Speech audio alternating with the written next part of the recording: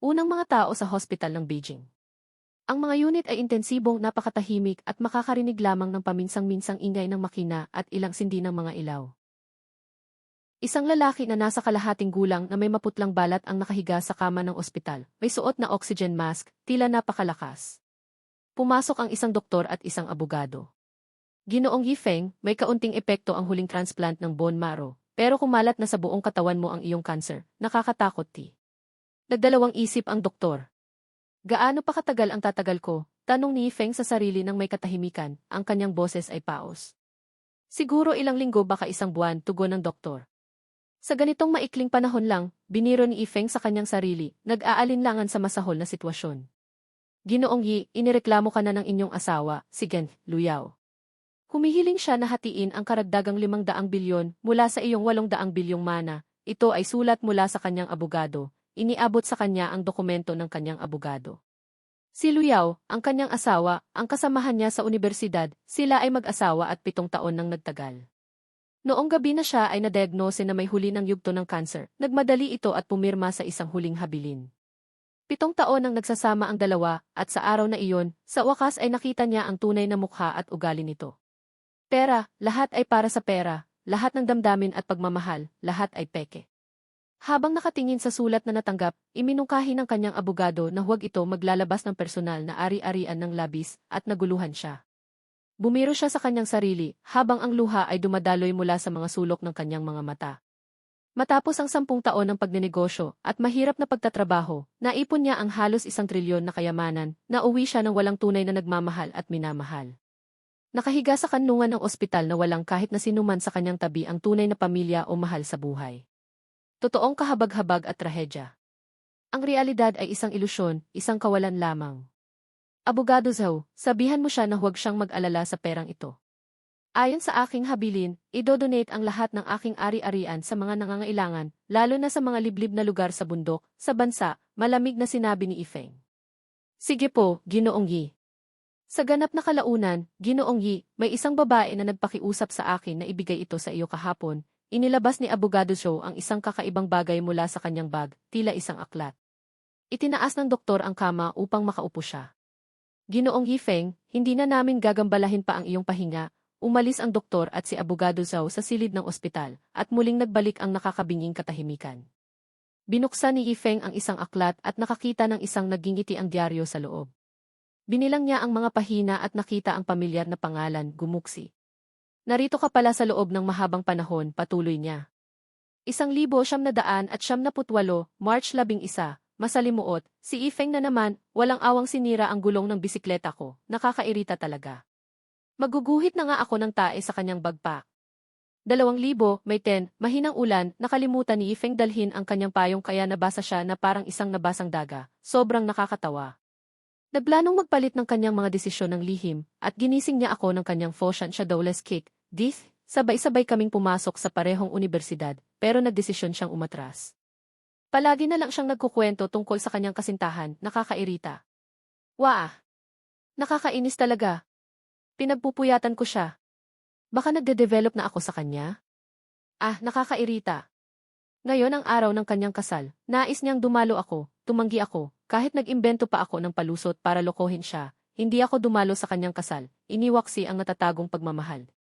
2012, Enero 11, masalimuot, sinabi niya sa telepono na may cancer siya, terminal, parang bumabagsak ang mundo ko. 2012, Pebrero 2, mahinang ulan, wala siyang kamag-anak na pwedeng mag-bone marrow transplant, at sa kasalukuyan, nagkatagpo pa siya ay isang tugma, isang pagkakataong 1 sa 100,000, ito ba uri ng tadhana? Kung kaya ko siyang iligtas, tatanggapin ko ang anumang sakit at gastos, pati na ang aking buhay. Marahil hindi niya malalaman, tulad ng hindi niya malalaman na gusto ko siya. Lumuluha at bumulusok na luha habang inaalala ni Yifeng ang mga nakaraan, naglakad siya habang inaalala si Gumuksi, mga alaala niya kay Gumuksi na sa kanyang isipan ay tulad ng isang pelikula. Naglalaro sa putik noong mga bata pa sila, lumulangway sa ilog, pinapagalitan ng magkasama, akyatin ang bakuran ng kapitbahay para kuhanan ng itlog ang mga ibon at palayain ang malalaking asong dilaw ng kapitbahay. Pumasok sa eskwela ng magkasama, naglaro ng taguan, maglaro araw-araw, taon-taon at lumago bilang magkasintahan noong bata pa sila nakilala nila ang bawat isa. At dahil sa sobra silang magkakilala, lahat ng mga bagay ay ikinukwento niya ng walang pag-aalinlangan. Ngunit sa sandaling iyon ay kanyang naintindihan at napagtanto na pinalagpas niya ang tunay na tamang tao sa kanyang buhay. Ang maikling pag-iisip na ito ay naging isang habang buhay na panghihinayang. Sa sandaling iyon, isang walang hanggang alon ng panghihinayang ang umatake sa kanyang puso. Uhog, uhog. Ang matinding damdamin ay nagbigay sa kanya ng matinding ubo, may dugo na lumalabas sa kanyang bibig at siya ay nilalamig. Nag-umpisa nang nabuo ang kanyang pangunawa. Pakiramdam niya ang isang liwanag sa harap niya, isang malabong liwanag. Sabay-sabay niyang naramdaman na nawawala na ang kanyang pakiramdam, labas sa kanyang kontrol. Ganito ba ang magtatapos ang aking buhay? Gumuksi, patawad. Umaasa ako na sa susunod na buhay, ako'y maging muli mong kabataang kasintahan. Lumusong ang mga luha mula sa kanyang pisngi, habang pabagal na nagsarado ang kanyang mga mata. Yifeng, bumangon ka dyan. Gumising ka na, darating na si Gen Lao para sa klase. Isang mahinahon at nag-aalalang boses ang narinig niya sa kanyang mga tenga. Bigla na lamang nagbukas ang mata ni Yifeng at nakita ang silid-aralan, ang pamilyar na mga mukha ng mga mag-aaral. Bigla na lamang, isang malaputina na mukha na may napakalambot na pisngi ang lumitaw sa harap niya. Ang kanyang maitim, mahaba at magandang buhok na may nakadikit na palamuti. Naalis ang kanyang mga luha-luha sa mata at tumingin sa kanya. Ang kanyang magandang mukha ay sumisimbolo ng sigla, nagpapahiwatig ng magandang enerhiya na parang simula ng tagsibol.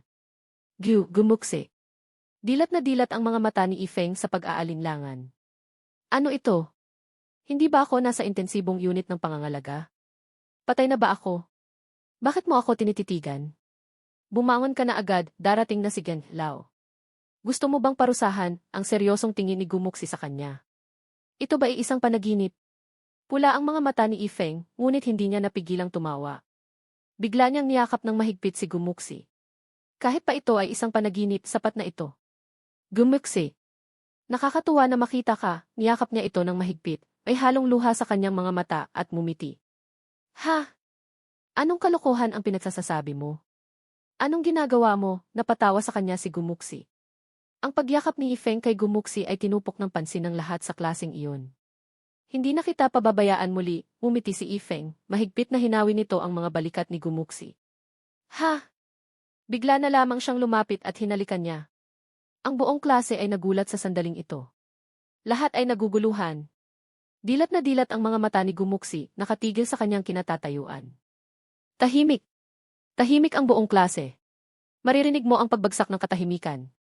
Ang bawat mag-aaral ay nanlaki ang mga mata sa pagkabigla at nakanganga ang mga bibig. Hindi makapaniwala. Hinalikan ni Yifeng ang napakagandang si Gumuksi. Diyos ko! Totoo ba ito? Nararamdaman ang init ng kanyang mga labi, sandali lamang na namangha si Yifeng. Ha?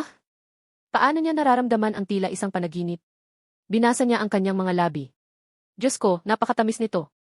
Parang isang panaginip. Hinawi ni Yifeng ang kanyang katawan at tumingin kay Gumuksi na ang pisngi ay pulang-pula na parang mansanas, at sinabi nito sa kanya na, hindi ito isang panaginip. Yay! Feng, habang namumula ang mga pisngi habang itinutulak siya at pinatikim ng isang textbook judo throw. Bang! Matindi ang pagbagsak ni Yifeng sa lupa, ang labis na sakit mula sa kanyang likod ang nagpabangon sa kanya.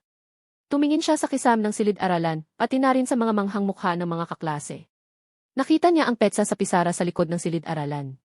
April 12, 2000. Sa wakas, nagkaroon siya ng konklusyon mula sa kanyang puso. Ako'y isinilang muli. Isinilang muli sa taong 2000, ang milenyo. Naalala niya sa taong ito, 18 taong gulang si Gumuksi at sa taong ito, malapit na silang mag-college entrance exam at ngayon ay 69 araw na lang bago ang exam. Itinaas ni Yifeng ang kanyang mga kamay habang tinitingnan ang kanyang sarili na medyo may maputla at payat na mga bisig, hindi niya napigilan ang ngumiti. Tunay ngang isinilang akong muli. Dahil binigyan ako ng langit ng isa pang pagkakataon sa buhay na ito, mabubuhay akong mas buo, nang walang pagsisisi. At hindi ko na dapat sayangin si Gumuksi muli. Yifeng, nawawala ka na ba sa tamang pag-iisip? Lumitaw si Gumuksi sa kanyang pananaw, ang kanyang mukha ay namumula at nakatitig sa kanya. Hello, Gumuksi. Ngumiti si Yifeng. Napaatras si Gumuksi, anong hello, anong kahibangan ang pinagsasabi mo? Napaupo siya at sinikwat ang kamay ni Yifeng sa isang joint lock. Sabihin mo, bakit mo ako hinalikan kanina? Aray, pakawalan mo muna ako. Ikaw muna ang magsalita. Maraming tao ang nanonood, hindi ka ba nahihiya? Ikaw pakawalan mo muna ako. Iniinspeksyon ni Gumuksi ang silid-aralan at tunay nga, ang buong klase ay nakatitig sa kanila. Ang mga titig na iyon ay titig ng pagkabigla. Nakakakilabot ang mga titig na iyon, pilit niyang inilabas si Ifeng. Kung wala lang masyadong taong nanonood, tiyak na malalagot ka sa akin. Tumayo si Ifeng, huminga ng malalim at pinawi ang kanyang baywang. Ang dating hilig sa karate ni Gumuksi ay nandyan pa rin. Sabihin mo, bakit mo ako pinagsamantalahan? Winangis ni Gumuksi ang kanyang mga labi, na halos taranta. Maraming bagay ang gusto sanang sabihin ni Ifeng sa kanya, ngunit sa nakita niyang galit sa mukha ni Gumuksi ay napipi siya. Kung ipapahayag niya ngayon ng diretsahan, baka mawala pa ang isang kaibigan. Bagaman biro-biro lang ang pag-uusap nila, kapag umabot sa usapin ng pag-ibig, maaaring masira ang kanilang pagkakaibigan. Mula sa pagkabata hanggang sa mataas na paaralan noong mga panahong iyon ng kabataan at pagiging ignorante, hindi niya itinuring si Gumuksi na isang babae. Ganon din, tila hindi rin siya parang isang lalaki kay Gumuksi. Hindi niya alam ang iniisip ngayon ni Gumuksi, kung biglaan magbabago ang kanilang relasyon, hindi ba't magiging mali iyon? Sa kanyang iniisip, hindi ito kailangan sa ngayon, kailangan niyang maunawaan muna ang mga iniisip ni Gumuksi. Una naginip ako bigla kanina. Nag-iisa ka lang, at nahulog ka raw sa sapa, kaya sa sandaling iyon ay nais kitang sagipin at bigyan ng artificial respiration. Palusot ni Ifeng. Kinurot ni Gumuksi ang malambot na bewang ni Ifeng, ikaw ang nahulog sa sapa, itinulak kita. Pabiro ni Gumuksi, huwag kang mag-alala, sa panaginip, ililigtas din kita. Nanlaki ang mga mata ni Gumuksi, parang gusto na niyang itali si Ifeng. Biglang pumasok ang guro na si Zhaoxui sa silid-aralan. Klase, oras na para sa aralin. Nagtuturo si Guro Zhaoxui ng math, medyo matanda at mahigpit, kaya't natatakot sa kanya ang mga estudyante. Pribado nilang binigyan siya ng palayaw, Zhao Demon King. Walang magawang chismis ang mga estudyante tungkol kina Ifeng at Gumuksi. Ninisya ni Gumuksi si Ifeng at nagmadaling bumalik sa kanyang upuan.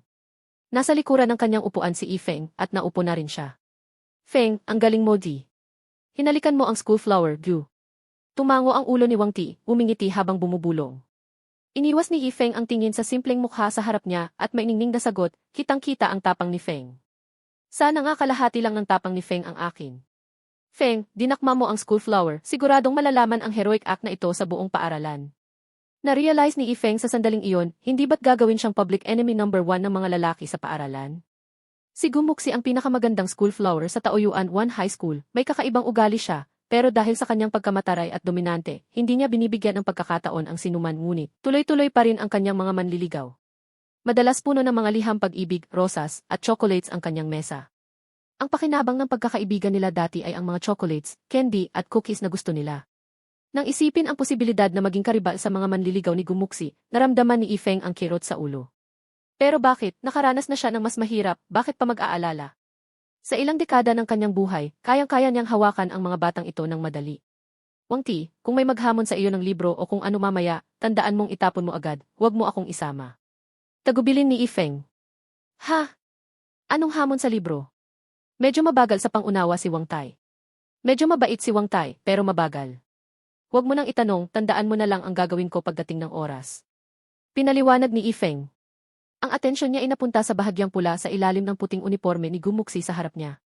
Hindi niya maiwasang matanaw ang kanyang nakakatuwang curiosity noong high school tungkol sa bra ng mga babae, nagtatanong kung paano ito sumusuporta sa bigat, minsan pa nga ay hindi maiwasang hilahin ang tali sa likod ni Gumuksi. Marahil, ang tiyak na bra na iyon ay hindi ganon kaganda ang kalidad, kaya ito'y naputol sa kanyang hilahin. Iyon ang naging dahilan kung bakit siya habol-habol ng ilang araw ni Gumuksi. Inalala ni Ifeng ang mga nakakahiyang pangyayari noon at hindi napigilang ngumisi. Feng, anong nakakatawa? Mausisa si Wang Tai sa biglang tawa ni Ifeng.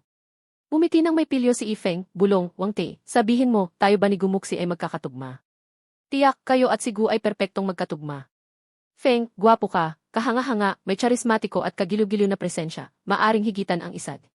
Teka, mali-mali ang mga idioma mo. Pinunasan niya ang ulo, seryosong sagot ni Wang Tai, totoo nga, tingin ko talaga magkasundo kayo pareho. Tingnan mo, sa buong eskwelahan, ilan lang ba ang nakakakausap ng maayos ni School Flower? Maliban sa iyo Feng, wala nang iba. Sa tingin ko, magkasundo kayo sa pang-araw-araw, parang perpektong magkapareha. Tama ka, alam mo, simula ngayon, si Gumuksi ay iyong kapatid na babae. Hehe, Feng, subukan mo, baka may matutunan akong kwento sa pagpaparamdam kay Xuxiaoling. Sumang-ayon si Wang Tai. Si Xuxiaoling ay isang bulaklak sa klase, na may crush din kay Wang Tai. Sa panahon ng kabataang ignorante, sino ba namang hindi nagkakagusto sa isang tao? Ito ang pahiwatig ng kabataan. Walang problema, kaibigan kita, tutulungan kita ng buong puso. Tinapik niya sa balikat si Yifeng. Biglang may nagsalaksak ng tisa sa kanyang noo. Yifeng, nagtuturo ako at kayo'y nagchichismisan sa likod ko. Tumayo ka. Nakatitig sa kanya si Zhaoxui sa entablado, mariin niyang pinagagalitan. Guro, anong meron? Pinatalikod si Yifeng habang may tisa sa kanyang noo. Itinuro ang suliranin sa mat sa pisara, sinabi ni Zhaoxui, sagutin mo itong tanong. Kung ang komplikadong numero, phi katumbas equals, 10 panandang pandagdag 2, negatibo 3, panandang pandagdag, 10 panandang pandagdag 3, ay isang imahinasyong numero, ano ang tunay na numero na halaga ng is?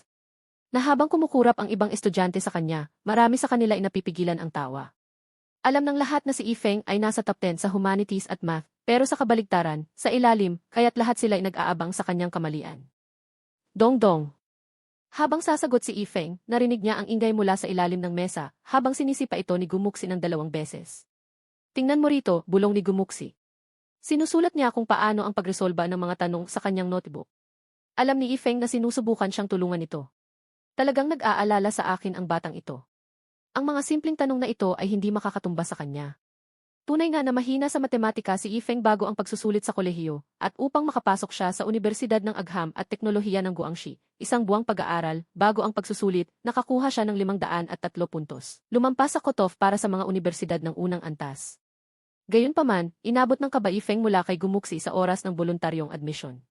Binago niya ito patungo sa Universidad ng Guangxi. Nag-major siya sa agham ng computer sa universidad na malapit at konektado sa matematika. Mahusay siya sa advanced mathematics, panandang pandagdag, at antas ng Ingalls 6. Sa kabila nito, hindi iniisip ni Yifeng na isa siyang mangungunang mag-aaral, at hindi itinuturing na isa siyang natatanging mag-aaral ng kilalang universidad. Hindi makakatumba sa kanya ang mga simpleng tanong na ito. Bakit tahimik ka?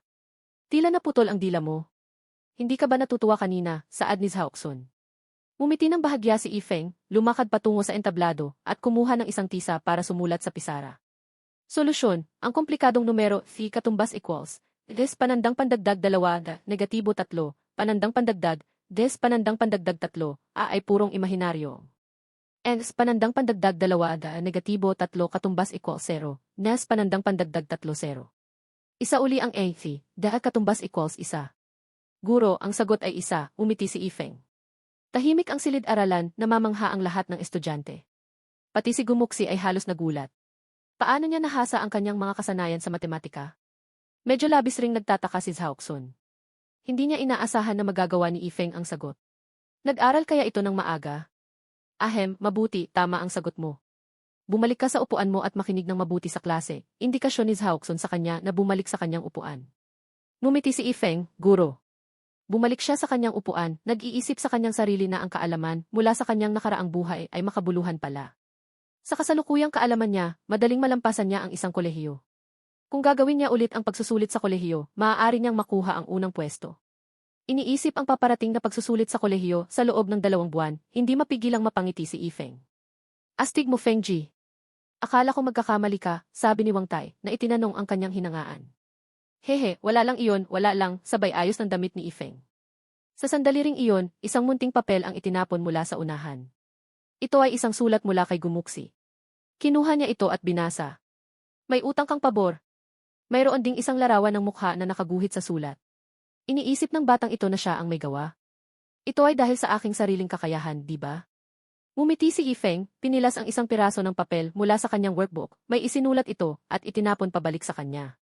Nahalata ni Gumuksi, pagkakita sa sulat, na mula, lumiit ang mga mata, at mukhang nahihiya. Si Wang Tai, na nakakita nito, nang mapaisip, nagtanong, Fengji, anong sinulat mo para kay Gu Campus Bell? Bakit nahihiya siya? Hehe, wala lang, muling sumandal si Yifeng sa kanyang silya. Sa kabilang dako, nakita ni Chen Jiajia, ang deskmate ni Gumuksi, si Gumuksi na namumula sa hiya at nagtatanong na parang walang kamuwang-muwang, Muksi, ano ang sinabi sa'yo ni Yifeng? Walang kwenta iyon, kakausapin ko siya pagkatapos ng pasok, na iba ang mukha ni Gumuksi. Palihim niyang binuksan ang sulat sa ilalim ng mesa. Bukod sa pagkakautang ko sa iyo ng pabor, may utang din ako na isang halik. Pwede mo itong kunin kahit kailan. Maghihintay ako sa'yo, walang hiya, may masamang gagawin ka sa akin, lagot ka sa akin mamaya. Pinunit niya ang sulat, ngunit nararamdaman niya ang kaunting kaguluhan at kakaibang bagay tungkol kay Yifeng ngayon. Mabilis na lumipas ang oras, at oras na para umuwi. Nagligpit na ng kanyang bag si Gumuksi at maagang umalis sa silid-aralan. Iniisip ni Yifeng na nahihiya ito sa kanya at ayaw siyang harapin. Nagdulot ba ng kahihiyan ang kanyang pang-aasar? Mukhang kailangang maging mas mahinahon siya sa hinaharap. Ayon sa kasabihan na ang galit ay dapat itapon. Kung masyadong siyang matapang baka ito ay magdulot ng gulo sa kanya. Tiezi, tara na, umuwi na, tinawag ni Ifeng. Sige, Fengji. Mabilis na inaayos ni Wang Tai ang kanyang mga aklat. Silang dalawa, kasama si Gumuxi, naninirahan sila sa parehong komunidad ng mga manggagawa. Ang ikatlong komunidad ng mga manggagawa sa planta ng bakal sa Guangxi. Ang ama ni Ifeng ay isang welder sa planta ng bakal at ang kanyang ina ay nagtitinda ng gulay. Ang ama ni Gumuxi ay ang bisedirektor ng planta ng bakal at ang kanyang ina ay isang clerk sa pabrika. Si Wang Tai naman, ang kanyang ina lamang ang nagtatrabaho sa logistics sa pabrika, habang ang kanyang ama ay isang lasinggero at nag-ubos oras sa labas. Matagal nang nagdiborsyo ang mga magulang niya, ngunit tuwing nalalasing o wala ng pera ang kanyang ama, palagi itong humihingi sa kanyang ina. Naalala ni Ifeng ang ilang sigalot ng kanyang mga magulang sa komunidad dahil dito. Pagkatapos ng pagsusulit sa kolehiyo, inilayo ng ina ni Wang Tai ang sarili mula sa komunidad ng mga manggagawa upang iwasan ang kanyang ama. Dahil dito, unti-unti nang nawala ng komunikasyon si Ifeng kay Wang Tai pagkatapos magsimula sa unibersidad. Isa itong nakakaawang dahilan para maputol ang ganoong magandang pagkakaibigan dahil sa pamilya. Dahil siya ay ipinanganak muli, hindi niya hahayaan na maulit ang ganitong pagsisisi muli. Silang dalawa ay umalis sa silid-aralan at dumating sa garahe ng bisikleta sa tabi ng playground ng paaralan. May mga Phoenix bikes na naroroon, isang permanenteng tatak. Ang bisikleta ni Ifeng ay isang lumang Phoenix na ibinigay sa kanya para sa kanyang ika-16 na nakaarawan, nagkakahalaga ng 180 yuan. Nang inaabot niya ito upang buksan at kunin, napansin niyang pudpud na ang gulong. Anak ng teteng. Sino ang sumira ng gulong ko? Nagkataon bang may kalaban agad? Nga, Ifeng, pudpud ba ang gulong ng bisikleta mo? Nakakapanghinayang naman, parang lalakarin mo na lang papunta sa bahay. Sumakay si Gumuxi sa kanyang bisikleta, nagpapanggap na napadaan lang. Nang marinig ang kanyang boses, sigurado akong siya ang sumira ng gulong ko. Hey, Fengji, bakit di ka na lang sumakay sa likod ko, ihahatid na lang kita pa uwi. Pinatungan ni Wang Tai ng upuan ang likod ng kanyang bisikleta. Hehe, ayos lang, sagot ni Ifeng. Nang bigla siyang tumalon sa likod ng bisikleta ni Gumuxi. Tara na, Gumuxi. Ang kapal mo. Bakit ka sumakay sa likod ko? Umalis ka. Hindi ako aalis, kakagatin mo ako. Dagdag pa ni Ifeng. Nagalit si Gumuxi at kita ang galit na mga ngipin. Eto. Hinablot niya ang mga braso ni Ifeng na tila kakagatin. Tinaas ni Ifeng ang kayang mga paa para maiwasan ang kagat at pasimpleng hinawakan ang baywang ni Gumuxi. Kahit anong subok na pagkagat ni Gumuxi ay hindi niya ito magawa. Di ba aso ka? Gusto mo akong kagatin? Buti na lang ay handa ako. Ngumiti si Ifeng. Bitawan mo ako. Bubulistahin kita ng patay. Nagbabanta si Gumuxi na mistulang seryoso at totoo ang gustong gawin ang sinabi. Pero teka, hindi ka ba natatakot na maraming nanonood? Hindi ako takot, makapal ang balat ko. Nagpakunwari si Ifeng. Pinaikot niya ang kanyang paningin, nararamdaman ni Gumuxi ang hindi komportableng tingin ni Ifeng. Umisi siya at sabi, pakawalan mo na ako. Sige, pangako ko, hindi na kita kagatin, ibiyahe mo lang ako pa uwi at pakakawalan na kita, iginiit ni Ifeng. Sino bang nagsabi sa iyo na ako ang sumira ng gulong mo?